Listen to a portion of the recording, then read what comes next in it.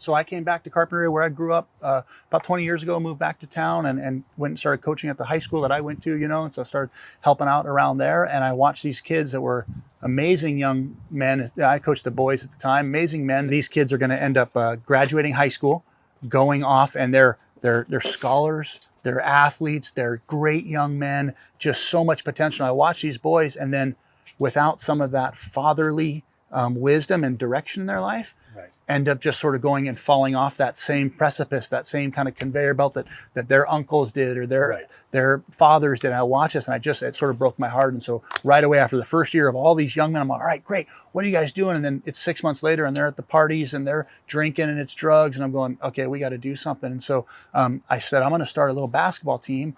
And I'm going to start them a little younger. So I took a bunch of 8th grade kids that were going to go to high school. And I said, hey, I'll help you. I played college ball and I'd coached for a while. I'd already coached in high school before that. And I said, I'll help you guys get ready for high school. That's like that's the hook, right? Yeah, okay, I'm going to help you guys get ready for high school. So I get them all on these teams, 8th grade team. And I had a son that was in 6th grade. So he got to play up with those guys and help him right a little bit. But we coached a dozen of those kids. And we just, every practice, there's a guy named Morgan Wooten who coaches on the East Coast for the last 50 years. And he does a thing where you learn a quote every practice.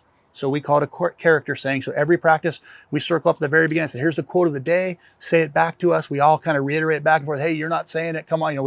They get it. And then all through practice, 5 or 6 times, we're going to say that thing back and forth. And so I started doing it with these young guys, and almost every time the quotes are like, okay, who is that? And they go, I don't know. Is it, Lincoln? Almost every time it's like Jesus and John Wooden, right? It's like, and John Wooden quotes Jesus most of the time. So it's and they're very close. Right, exactly right.